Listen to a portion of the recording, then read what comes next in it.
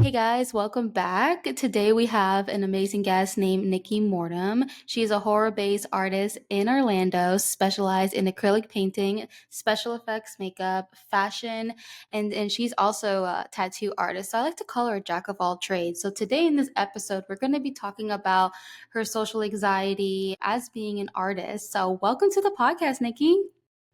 Thank you so much for having me. I'm excited. I definitely love what your podcast is about, and I'm excited just to be a part of it and to be able to share my experiences with you. Thank you so much. That means so much. And I'm so happy that we met at the creator event in Orlando. Yes. We like literally vibed as soon as we saw Yeah, each other. for sure. Yeah. 100%. Yeah, I just love your, enthusiasm and your bubbly attitude. So when I mentioned I had a podcast, and you're like, I would totally be on it. I'm like, yeah, Yeah, absolutely. And I'm so glad you're finally on here because I know there was a couple of times that we had to like reschedule a bunch of times, but we made it.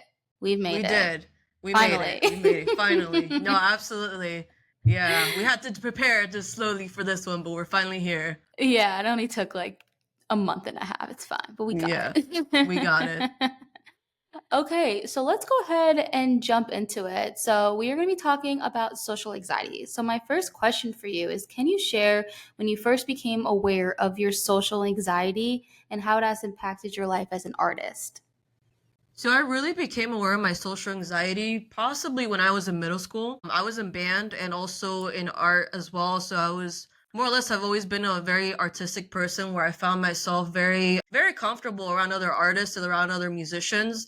So because I was that girl that carried around the clarinet and I was a little bit nerdy at the time in middle school, being an artist. And so, it was because I felt at least myself different. I dressed different and I just had like different views on certain, things like artistically. I started realizing that like being around others, it just gave me like this sort of social anxiety of, oh my God, like, and when you're like, alternative, people look at you a Mhm. little bit different. And I'm like, oh my gosh, like it just becomes a lot. It becomes hard to breathe. You start having all these racing thoughts in your head. So mostly when I was in middle school, I really started realizing that I found myself kind of like in hermit mode where I Mhm. really felt comfortable when I was alone creating. And when it came to socializing, it was pretty hard. It was, at least for me, at the time. Yeah, I actually find social anxiety very interesting. Could I also believe it can present in multiple different ways? But before I do get into that, just a little background here. Were you born in Florida? I'm actually from Mar del Plata, Argentina. I Oh, came okay. here very young with my parents, and definitely in the beginning, I know it was like a culture shock because everything's Mhm. different. You're moving away not for like another state, but from another country, so everything was a little bit different for me. But I'm really grateful to be here. I feel like being in the United States has given me a lot of opportunities as an artist to like connect with other artists and to really kind of like think outside the box. I feel like there's a lot of opportunity to learn and expand here, and it was really exciting to come over here for me. How old were you? I was 5 going in on 6, so I came really, Uh, really young. Yeah. okay. Yeah, my dad did the same thing. Came from Cuba around the same age.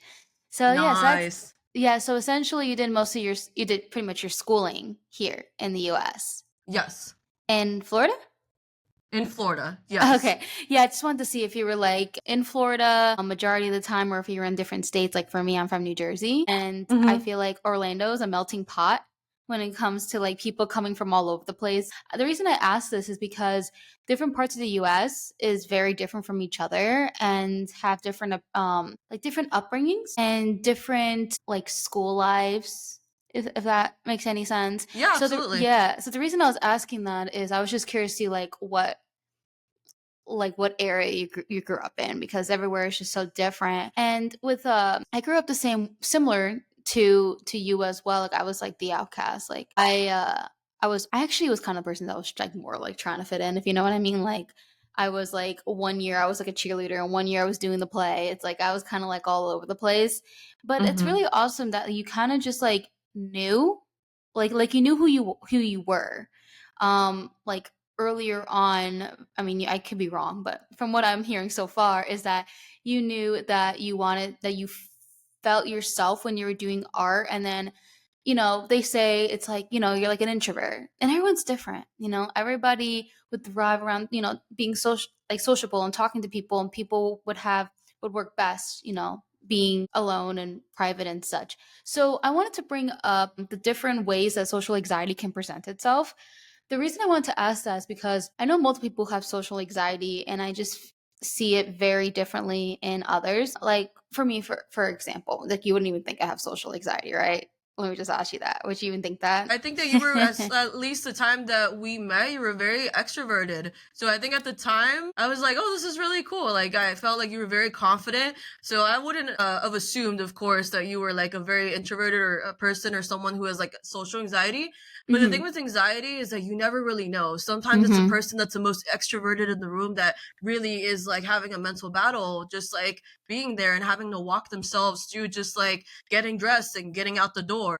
Yeah. Yeah, exactly my point is I'm really good acting like an extrovert. I think that's a thing that is just very or people which is why I wanted to bring that up in this conversation. And like as you were saying, is that the person who seems like extroverted, like I don't know, at like a party or whatever, could actually really have social anxiety, and they're just masking it. They're just like being like overly, not overly, but like how I was. Like honestly, I was like when I first got there, I had so much social anxiety. I was like, I'm so scared to like go up and be like, hey, checking in here. Same. And like I was just like, Ariel was just like, hey, like go check in, like goes. I'm like, because she has social anxiety herself. Mhm. Like between me and Ariel, like I'm like the one that's like out there and bubbly, and she's kind of like more like to herself and such. She's been Mhm. getting more out of her shell, because I've been kind of like encouraging her. Like we before she didn't post reels, it was just all like her art, but she was able to now be a little bit more confident on camera. But yeah, so her and I really, we both have it. We just literally are so, we present it in different ways, which is actually very interesting. And then honestly, when I first met you, I did not think you had social anxiety, as the same vice versa, because Yeah. you are you I are get that just, a lot. you were literally just out there like, hey guys, yeah, let's do this. Let's do this. I'm down. And you were like talking to everybody. I mean, I knew you had anxiety just because you told us like right then and there that you have Mhm. anxiety. So that we knew. But anxiety is very like, it's different. Like there's different types of anxiety, obviously. But I would have never thought social. So like when you wanted to have this topic as social anxiety, I was like, oh wow, you have social anxiety. And then now I think about like, okay, I can kind of see it, and it's like I feel like you and I are similar in that way. It's like we just go out there, we're just like, let's just go for it. Otherwise, Like, we're "You just gonna be got sitting, this." Yeah. And honestly, I get scared just like leave the house, like. But I think it has a lot to do with more just people are scary. Yeah. Yeah, honestly, especially lately, I just feel like ever since the pandemic, I'm just scared of people. Um, A lot has changed.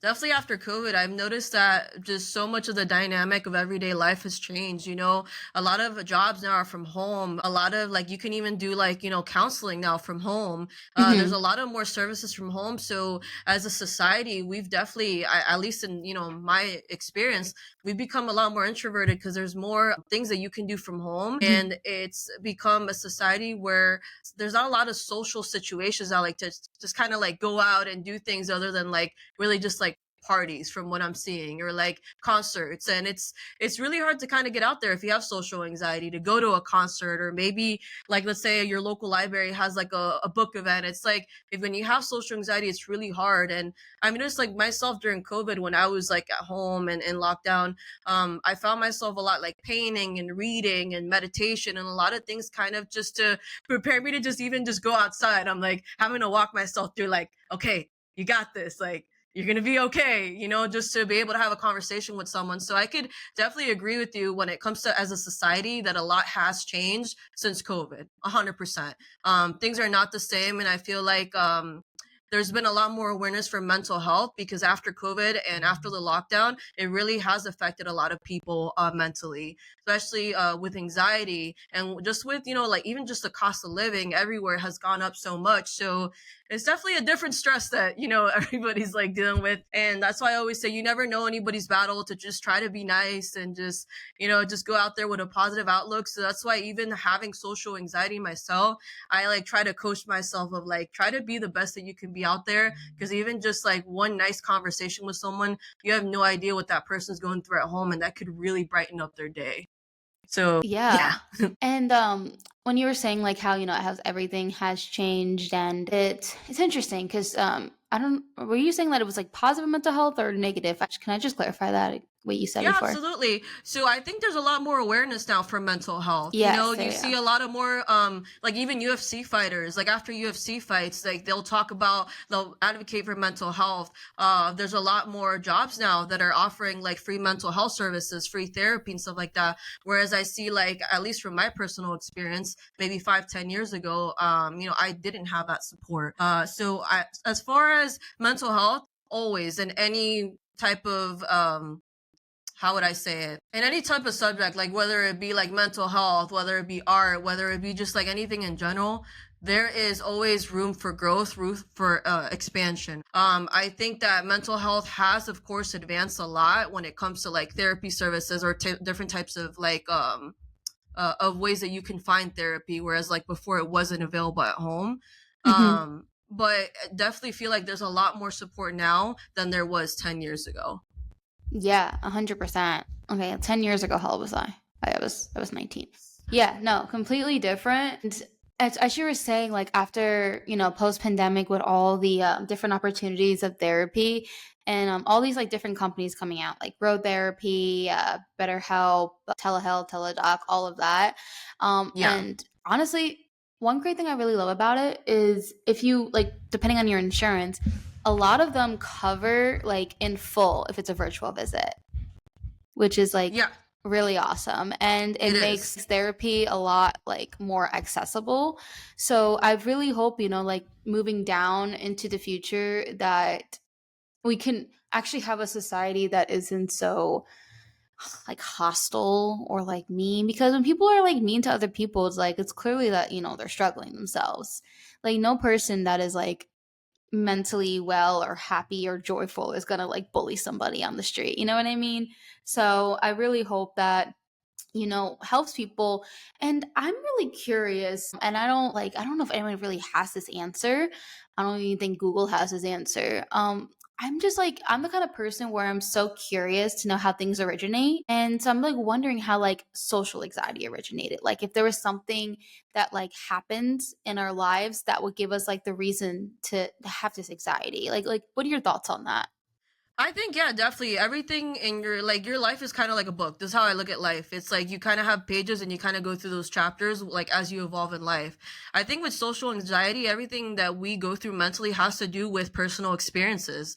Like Mm-hmm. for me, like being the outcast in school and even in life, outside of school, looking different, being different, like it's definitely like when you get looked at a little weird across the street cuz like you Yeah. look like Morticia Adams at the grocery store, it kind of gives you a little bit of social anxiety. So I really do think that everything is about experiences, but it's really up to you to kind of, when you're prepared to put in that work and to Mm-hmm. kind of like work on yourself and work on your confidence and work on like being okay with who you are. Because that's something that I struggled with for so long, is like being okay with who I was and Mm-hmm. like, walking in a room and being like, you know what, it's okay if if I dress in all black and I have a bunch of tattoos, and it's okay. Like that doesn't make me any different or any less than anybody else. And there could be a person that dresses completely different than me and likes different things than me. Then that experience is the same thing. So I just think that it's all based upon experiences. Some of us grow up getting bullied. Some of us grow up possibly with like, friends or family that are very unsupportive, and you start to question yourself if the decisions that you're making as an artist or within like anything that you're working on is right. So yeah, I think everything is based upon like experiences in your life. Absolutely. That actually, that makes a lot of sense. And it can even happen like subconsciously. Like when Yeah. you're like a kid, as you were saying that, oh, someone looks at you in a weird way, or you feel that like they're thinking negative of you, and that can all that can accumulate and create social anxiety like down into the future. So like you're it's kind of like conditioning in a way. It's like, Hmm. so someone just looks at you and then it just makes you feel bad about yourself, right? So you feel like if anyone looks at you, you're gonna like, okay, I'm expecting them to think badly of me because that person thought badly of me. So it's like it's so crazy, and that's just like all about the the human experience. And I feel like on this podcast, just talking more about that and giving people that awareness, because who knows, like the person who, let's say, gave you that weird look, may not even realize the kind of effect it could have on somebody. And that's like a lot that I like talking about here on this podcast, is that people do not understand the power of their words and the power of their actions. Like a lot of people think like, wow, that person said something mean to you. Just, get over it. It's fine. Like it's you're not her. Like it's like people do not understand, like words are literally bullets, just like invisible bullets. Absolutely. And No, they absolutely. I agree. yeah, I agree absolutely. let's transition into your art. So, how would you say your social anxiety influence the type of art that you create? Because you're very unique on the type of art Yeah. that you make. Yeah. No, absolutely. Find beauty in things that are dark. From very, very young, I fell in love with the Addams Family. I fell in love with anything that's Tim Burton related. So because I was more of a person that was introverted, I did find myself at home a lot, watching a lot more movies and kind of spending a lot of time, like, on the internet. Like back in the day when the internet came out and you had YouTube, man, I would spend hours on YouTube looking up ways to do my makeup or do my hair different. So I think that me having social anxiety, if anything, has helped my art develop, because it's Mm-hmm. helped me spend a lot more time to myself, learn who I am, appreciate who I am. And it really helped me have the multiple talents that I have, from like, getting into fashion and getting into makeup. And because that really helps me with my anxiety, is like keeping busy. I'm a person that I always have to be doing something. And if I'm sitting down and watching TV, I feel like I'm wasting time. Me too. It's Yeah, like, it's like a big battle that I have. And that's why I'm like, I'll watch TV. I'm super into movies because like I love movies. That's definitely what yeah. helped me develop like as an artist, is like being inspired by other like producers and other artists. But it's like Mm-hmm. as I'm watching the movie, if I'm not doing something, I feel like I'm wasting time. And it's like the worst battle that I have with it myself. Oh my God, I'm literally the same way. And I'm trying so hard to, like, when I do watch TV, to think like I am allowed to relax. I don't have to be doing something every little second. And a lot of times when we feel like that, it's because someone, like, I guess a caregiver, or when we're younger, where you feel that you need to accomplish something in order to earn their love. So that's from what I've learned. That's kind of where it stems from. I mean, I'm not a therapist, but just my education on, mental health. I do have like a bachelor's degree, but I'm not like licensed, if you know what I mean. Of But course. but it's very, oh my goodness, relieving to kind of like talk to somebody who experienced like the same battles. It's so challenging. And Hmm. a lot of people don't even realize it. So that's like people who are like workaholics. It's like people are like, oh, I just like working. This makes me happy. It's like, okay, but human beings aren't like meant to be like constantly going, unless something's like you just trying to run away from something. And I feel like we've all been there. Let's talk about networking events. So, as an artist, I'm assuming you have to self promote, you need like more exposure. I mean, in reality, that's how we met. We went at a Yeah. networking event. So, Hmm. um, how do you like, how do you manage these aspects while dealing with your social anxiety? I believe you did talk about it um a little bit before. You kind of have to like coach yourself to go. When you were going to go to the creator event, was there ever a time where you're just like, I'm not going to do it, and you had to like Oh talk yeah. yourself? Yeah. Yeah, no, absolutely. Yeah, absolutely. Only because I've been to creator events like, in the past. And Mhm. at times I have found it where it's like I'm like, okay, so if I have to beg myself as a person to go, and I have to get ready, and like what if it doesn't work out? It's always that self-doubt that we have as, people who suffer with anxiety. Because that's the big battle with anxiety, is that there's a lot of self-doubt. There's a lot of like you're kind of like always feeling down, you're tired, you don't want to get up, you don't want to get ready because you're always overthinking everything. Mhm. So yeah, like when it comes to like going to like networking events, it's all a lot of therapy with myself, a lot of like taking time to meditate, time to kind of do like cognitive behavioral therapy. There's a lot of Mhm. books on that, kind of going within and not having all or nothing thinking that everything's going to be the worst just because I assume it's going to be the worst. So with me personally, before I go out and I do anything, I kind of really play how it's kind of going to work out in my head, and I try Mhm. my very best to be positive and be Mhm. even ready, just for social situations, of like, not this person's not gonna think just the worst of me just because I look a certain way, or this person just because like my art's a certain way. Like they're still gonna look at me like as, an artist, not like any less because I have blood all over my paintings, which is like something that maybe some don't like gore, don't like horror. You're gonna have, it's like some people are like into anime and some people don't watch anime, which I'm Yeah. one of those people. I love anime, but that's just an Mhm. example. So yeah, it's really I have to take a lot of like a lot of time to myself before I go out and go to social events, because I'm a type of person that, like I said, I don't really like to go and speak without kind of processing what I'm going to talk about first.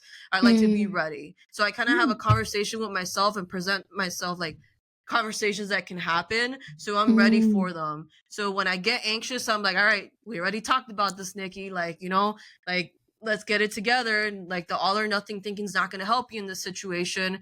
So Yeah. that's kind of how I handle it. Is I read a lot about anxiety, a lot Mhm. about cognitive like behavioral like therapy. I have a lot of books like the Feeling Good book that I'm reading right now, and I feel like if you're a person that suffers with a lot of social anxiety, really educating yourself about what you're going through, and knowing that there's others out there like you will really help you out, and it'll really make you feel a lot better.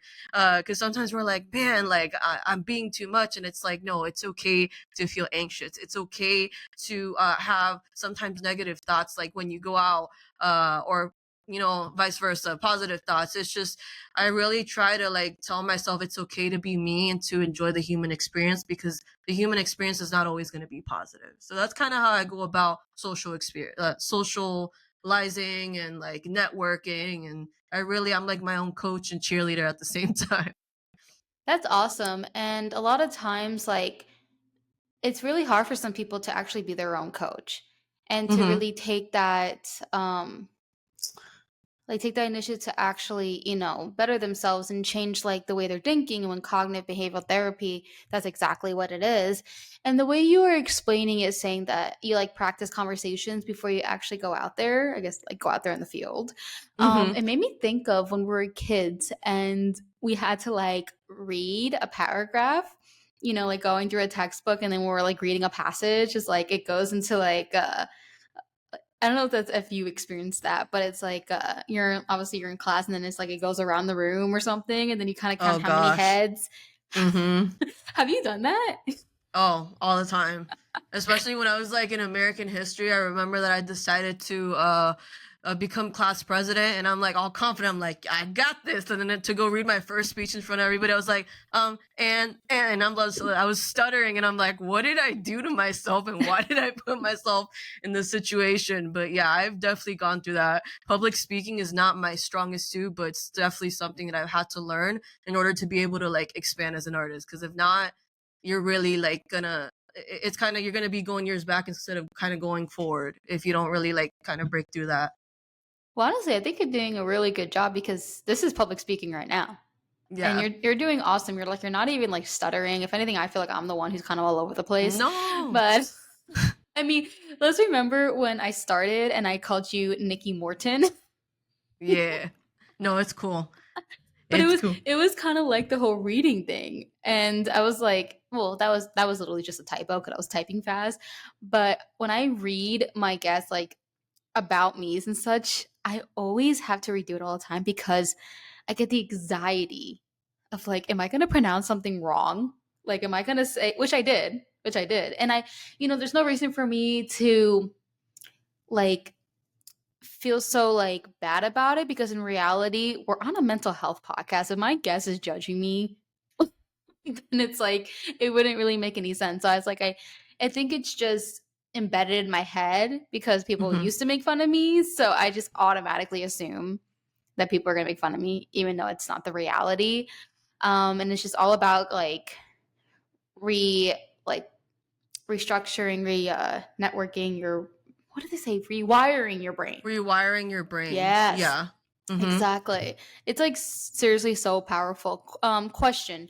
So you said when you practice your conversations, do you practice like the best case scenarios? Prepare for both. You always have to be prepared because you never know what life's going to throw at you. So, especially being an artist and representing myself, is I really have to be ready for positive situations and negative situations, because it's, Hmm. the way that I present myself is the way I'm presenting my brand. So I'm really careful about, the way that I speak, what I say, because when you are presenting your own brand, it's a lot of pressure. It's you're already, Yeah. especially when you have social anxiety and you're already overthinking everything. That's really why I kind of like take my time and I do the meditations, and then I really read books about how to handle, like, great situations and bad situations, because I could sit there and kind of like get on the same level as someone, or I could be like, maybe they're going through something as well that I'm not aware of.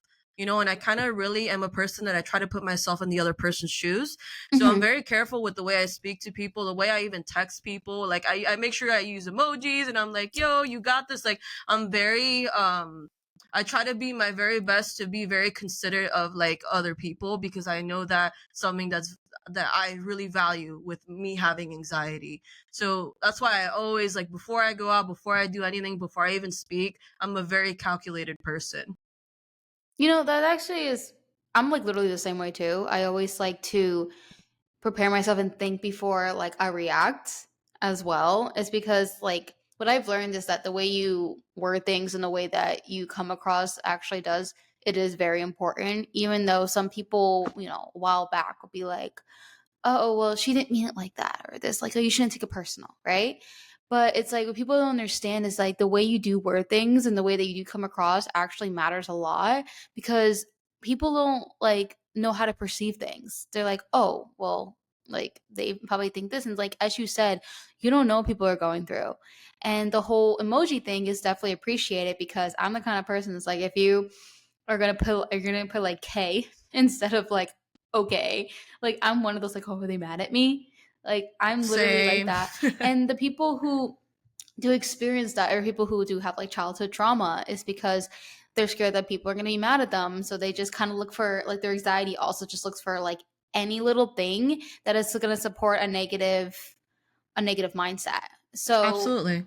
yeah, so it's also just like it's on both ends. It's like you on your end being considerate, thinking about other people, but then it's also on the other person's end to try to train your brain that if they say K, period, it's not the end of the world. Like it could not mean that. It's kind of like you have to like literally teach yourself. It's yeah, like it's like both ends. Like my therapist even says like the way I could think how I perceive other like body language and scenarios can be kind of like a reflection of myself and my anxieties. So like half the time it could Mhm. be like I can think they think this, but it's really not that, and it's called cognitive distortion. And Yep. it's crazy is that I'm the kind of person that I do like read body language a lot and like the tones and everything.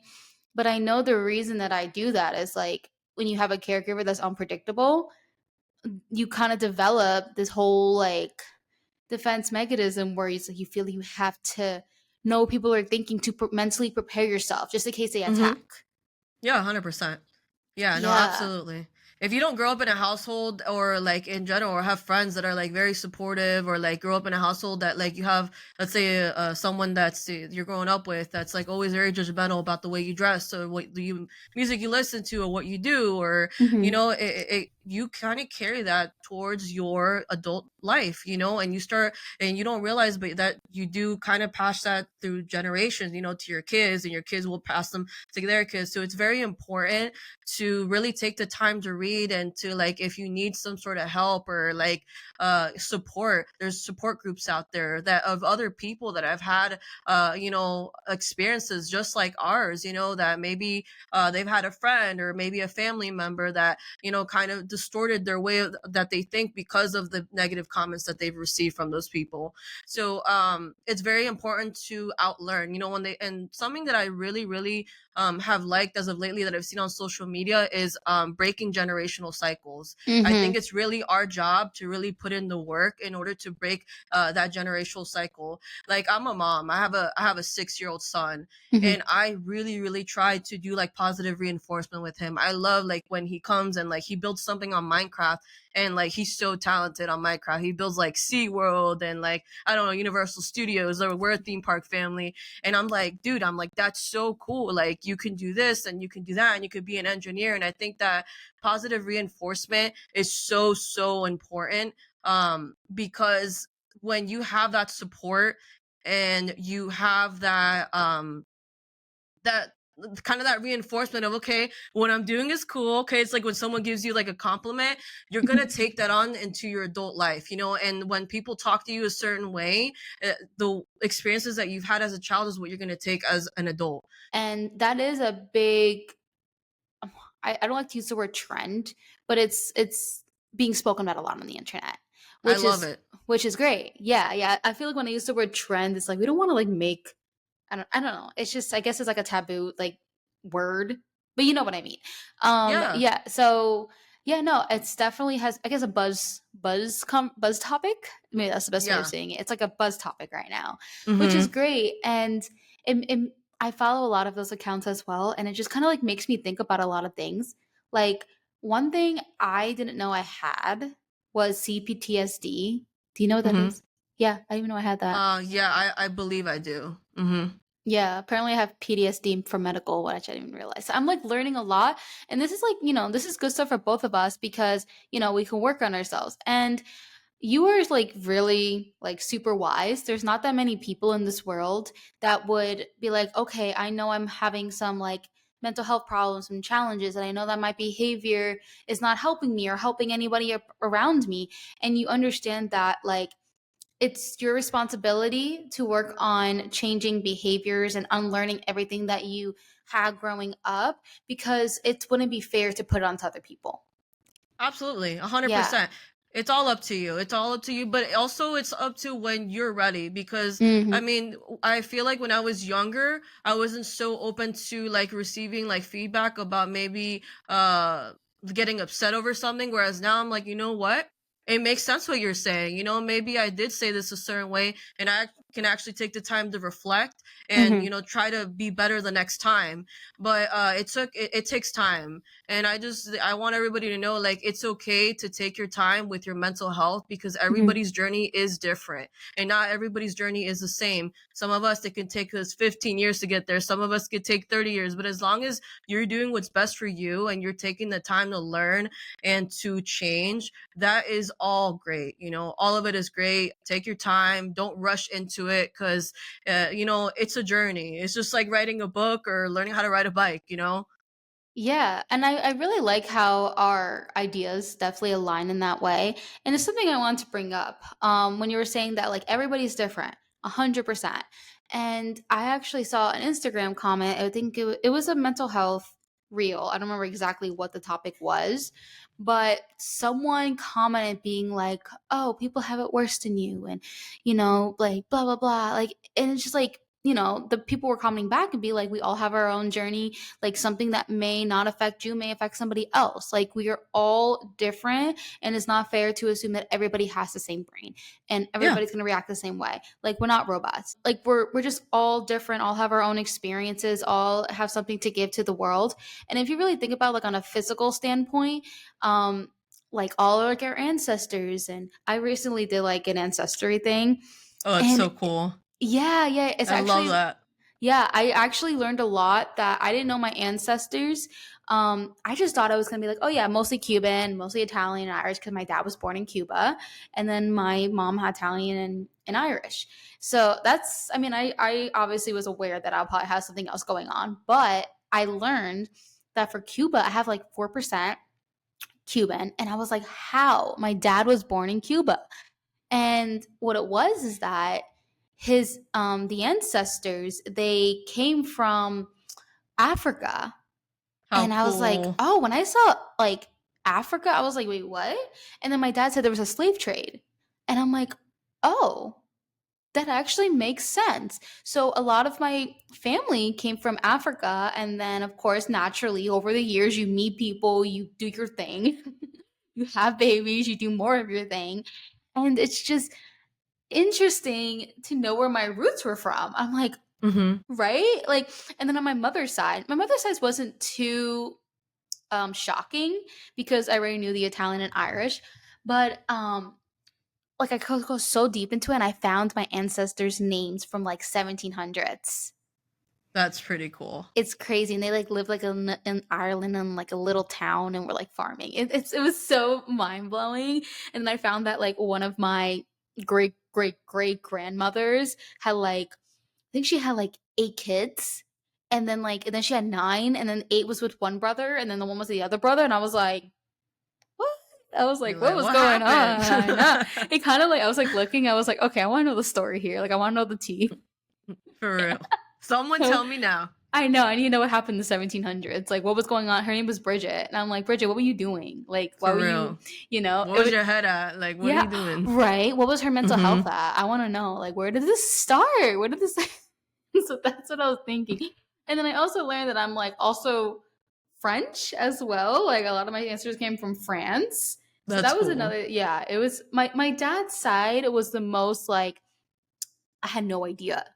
Like I had no idea. Is so it was just it was very interesting. And like I said, with the being part from like Africa, I was like, how? Like, I'm so confused. But then when my dad's the slave trade, I was like, oh, okay, yeah, that definitely supports the findings of that. But my point is just like being made into who we are today, like came from like everything that happened in history.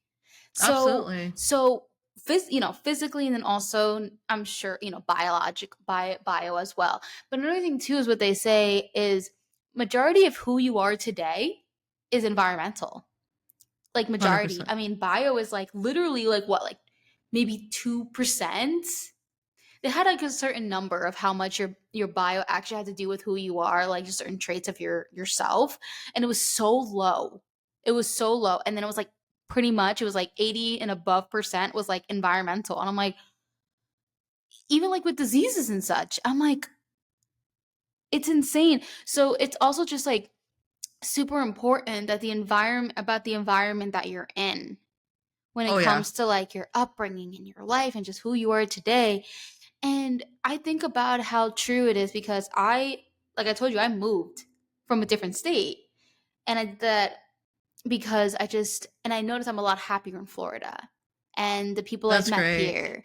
And it Hmm. just completely was a huge life change for me. So that just shows right there how important your environment is. So, 100%. yeah. So I don't know where I was getting with that. Oh, we were talking about how your environment is so important for your mental health. Ah, Yeah.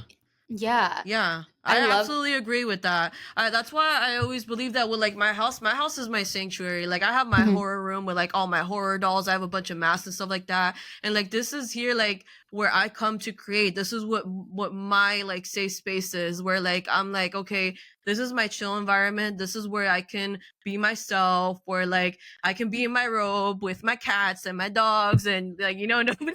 This is my safe yeah. space. It's and it's very important to create kind of like a safe environment for yourself, not only Mhm, just for others, for your family. Like yeah, that's a very important. And for me as a mom, like that's like my number one priority is to make sure that my son grows up in an environment where he mhm, feels heard, where he feels that his opinions are valid, because that's it's so important for me as a mom to kind of like teach him how to be different so he like can evolve to be the man that he needs to be the day that he gets out in the world. So that's something that I always like with him. I always talk about like it's so important for us to like create an environment in our house that makes us happy and as a mhm. family makes us happy. Because that's really like that vibe that you have when you get out of the house. That's what you take out in the world. So Yeah. creating a safe and a great environment at home is number one. And sometimes like you have to relocate. Like of course I used to live in Hollywood before, Hollywood, Florida, and now Mhm, I'm in Orlando. And like coming out here with my son, and now I have theme parks that I go to and like different experiences, like, and just changing that environment for me not only has helped me so much mentally, but I feel like I'm so much happier because I have so many experiences that I've had. And like you can't put a price on that. Like experiences are priceless. So mhm. yeah, like having a great environment that like you can meet others and kind of have different experiences with is it's always great to push yourself to move out of your comfort zone. What I mean about move out of your comfort zone, like if you're not happy where you're at right now or where you live, like, or like the environment that you're in, you got to put yourself first. You got to be like, okay, am I happy here? Is this what I want? Mhm. Because it's so worth kind of like making that move. Like I can relate to you. Like I moved from a different country and then I moved Mhm. from a different city, and I find myself that I just become happier and happier the more changes that I made in my life. Yeah. So I 100% agree with you. Your environment will make you who you are. So always you have to make sure that your environment is safe, is healthy, is full of joy. I mean, there's nothing wrong with having a bad day, but let's just try to have as many good days as we can, you know? Yeah, no, definitely. And also just like moving like to different cities, different states, is just like you carrying on so much knowledge and so much experience and so much wisdom. Like Hmm. it's like the greatest way to have the human experience. And this is something that's kind of like random. So I want to talk about that. And then it's like one more topic I want to talk about for this Yeah, of episode course. is I was just randomly one night just Googling about like frogs.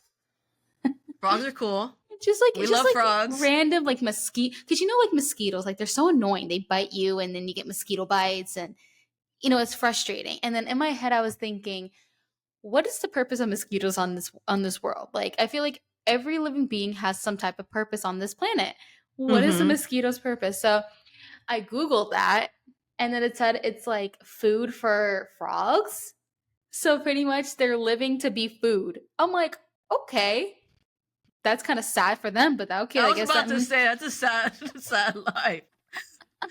Now I feel bad next time I see you and be like, okay, I'm not gonna swipe you. Like, yeah, wow. no, yeah. So I was like, okay, all right. So cause it's just talking about kind of like, the circle of life and ecosystem and such. So um yeah, so it's like a food source for a lot of different animals. And then let's say a frog. I'm trying to think of what the purpose of a frog was. I don't remember to be honest with you. But it was kind of like there were like the little critters where it's like was like it's kind of like a domino effect. It's like, okay, they eat this and then they eat them. And then it's like everyone's eating each other. But then human beings, unless someone's a cannibal, which that's horrible, we're not like on this earth to be eaten. You know what I mean? Unless you're in a bad situation and you're in like the ocean, you get eaten by a shark Hmm. or you come across a cannibal. Besides those situations, our purpose in life is not to be food for another creature. So I was thinking, like, we need all of those creatures for able to us to have like fruit, vegetables, meat, like for us to live. So I'm thinking in my head, I'm like, oh my gosh, all of these critters and living beings that are on this earth pretty much benefits, besides the mosquitoes, benefits the human being to have this human experience. So it just makes me kind of like change my mind away, thinking like, that is amazing that we are in a body, because we're considered mammals, that we get to have this amazing experience. Like it sucks that we have stress and anxiety and depression and all of that, and it sucks. Like it really fucking sucks. But it's like, but we have all that we could do. We have like free will. We can move if we want. We have planes. We have cars. We Hmm. can talk through a computer. Like how amazing is that? And so just like me having that oh my gosh moment, it's like it really boosted some joy into my brain and gave me some serotonin. So I just like wanted to bring that up because that's just something I just like randomly thought of like 2 seconds ago. I wanted to just bring it on the podcast and tell you. Yeah, no, absolutely. That's pretty cool. Yeah, I never thought about it like that. Definitely. Wow, that's like now I'm gonna go watch like Animal Planet and then be like, okay, what's my purpose as an artist, but what is a human being? What else? If you think about it, a lot of people are always like, "Why am I here? What am I living for? Like, what's my purpose in life?"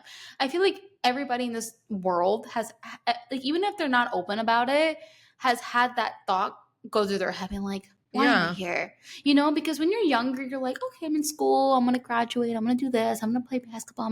It's like you were given a purpose from like depending, of course, how your childhood is, but like once you're out into the world as an adult, you're like, what am I doing?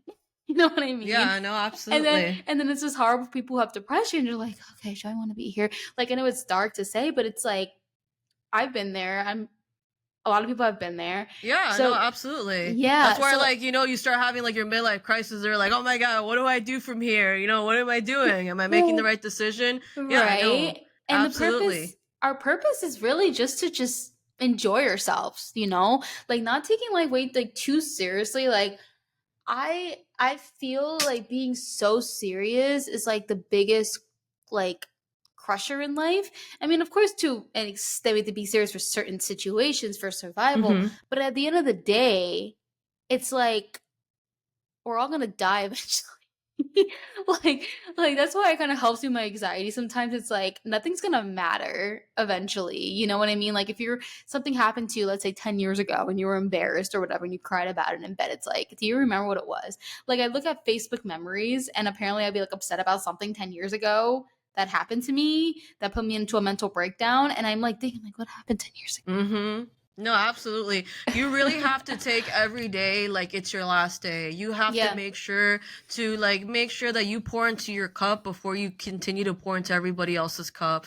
Like everybody's gonna have an opinion of you. Everybody's gonna always have something to say. You just really gotta make sure that you live your life to the fullest. That's the kind of person that I am. I make sure that Mhm. I wake up every day and like spiritually, like I meditate. I make sure that I'm okay spiritually, mentally. I take time and I read books and I try to educate myself a bit more on, myself, my own personal experiences, my anxiety, where it stems from, kind of like changing the way that I think. And that's why read a lot about that, like cognitive, behavioral therapy that I was mentioning to you. So it's really important that you really take the time to do things that are going to help you and kind of not really waste time on what problems all the time. It's Yeah. easier to say than to Yeah. do, especially when Mhm. you suffer of anxiety a lot. But you really got to take that time to go within and be like, all right, like I'm okay, everything's gonna be okay, and it's just a bad moment. And just because Mhm. I'm having a bad moment doesn't mean it's gonna be a bad month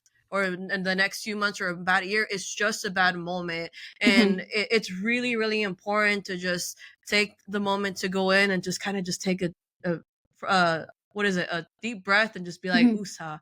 Like it's Yeah. okay. It's okay. Yeah. It's okay that this sucks right now, but it's gonna get better. But it's all up to you. It's all up to the work that you're gonna put in. It's all up to getting up in the morning, waking up early, going on a walk, or taking time to read something, taking time to watch a show that you really enjoy. It's all up to us. Anything in Mhm. life is all up to like the action that we take. And if you don't take action, unfortunately, you're gonna be stagnant. Yeah. Whether you're an artist or you do podcasting or you're an athlete, everything in life starts with action. Yeah. And that's why I say a lot about free will is at the end of the day, we are in charge of our life. Of course, naturally there's some things in life where you can't control. Absolutely. But it's just kind of like realizing, okay, I can't control this. There's no reason to me to like I have to tell my brain to not like, there's no reason to feel anxiety towards this because it's like you can't change anything. And it's just like, training your brain and then over time you eventually rewire it. And then it just, when the same situation comes into your hands again, you can handle it a lot better. Exactly. Yeah. And I think it's all with age as well. Like I feel like the older that I've gotten, the more Mhm. like practice I've had with certain situations. Whereas Mhm. like before, like someone says something and I was like, oh my God, like, and I'll be anxious for days on end. Like it's hard Mhm. to breathe. My blood pressure is high because somebody affected me mentally so much. And now I'm all like, you know what? I'm going to go on a walk. Or you know Mhm. what? Like I'm gonna go buy myself my favorite ice cream and I'm gonna Mhm. paint for the next 10 hours because that's what makes me feel good. I Mhm. think with a, like, how they say you become more a bit more wiser the older that you get. And as far as like my experience is only because like I feel like the older that I've gotten, the more that I'm willing to learn. Whereas when we're younger, we're a little bit more hard-headed and we're like, no, I know how this is. And like, you really don't want to take the time to tell people, you know what, like you're right, like it's cool, like maybe I'm tripping about that, maybe like you're right, like I shouldn't say it this way. So yeah, it's all about the human experience. Like slowly, I always tell everybody, take it easy. Things happen, and you're gonna learn with time. It's okay to make mistakes. It's okay not to be perfect. Like just, it's okay to be human. Like nobody's perfect. Yeah, and I think I did like what you say, like your last couple of sentences. You kept saying, "It's okay, it's okay, it's okay," because people need to hear that. You know, Yeah, they need to hear that it's okay if this happened. It's okay if like you feel this way. It's because a lot of like, before this time, we're doing better with the whole mental health awareness. There's still so much work that needs to be done.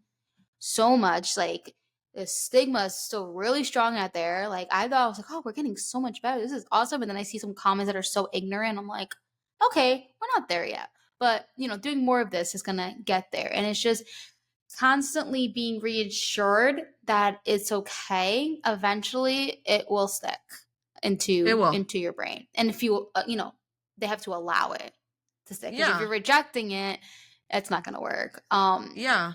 Mhm. Yeah, it's all up to us. It's all up to us to be that change in the world. It starts with one change. It starts with one compliment. It starts with one kind, like a kind act, you know. You know, sometimes not everything has to be on social media. You know, sometimes you can Mhm. do something nice for someone without having to post it on social media. Just learn, like I always tell, like, my family, I'm like, I always try my best to be genuine and help when I can, because I always Mhm. say the universe is going to compensate you when you're good and when you're genuine Yeah. and when you mean well.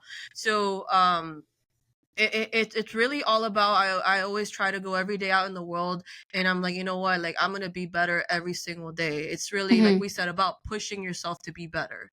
And that's Yeah. kind of how you break generational cycles, where we talk about, like, now there is more of a voice for people who have like anxiety or have depression. You know, a few years ago, if you look at it, 10, 20, maybe 30, 40, maybe more years ago, back in the day, like if you were depressed, there's families that'd be like, depression doesn't exist, that's all in your head. Anxiety, that's all Like in it your is in my head. head. And it's like, dude, I can't help it, like it's great that Yeah. now, at least, like, you doing this podcast, and like, us like going out in the world and kind of like talking about these things. I really think that we can make a great change, and I'm really glad that you're, standing up for something like this. It's really cool.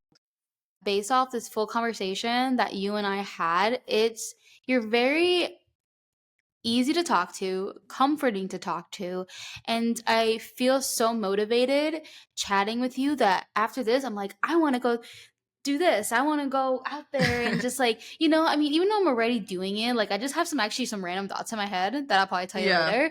So it's so motivating. And honestly, just more people doing that, it's like you literally, like your energy goes on to other people. Like there's literally a lot of 100%. artwork where you can see like a group of people and then one person's like a light and then they touch other people and then they're a light and then it's like vice, Mm-hmm. it keeps Yeah. continuing and it's so true. But I am like very grateful that you wanted to be on this podcast because I feel like this is such a valuable episode that I am hoping and praying that it would give some people like that motivation and that feeling that you just gave me during this conversation.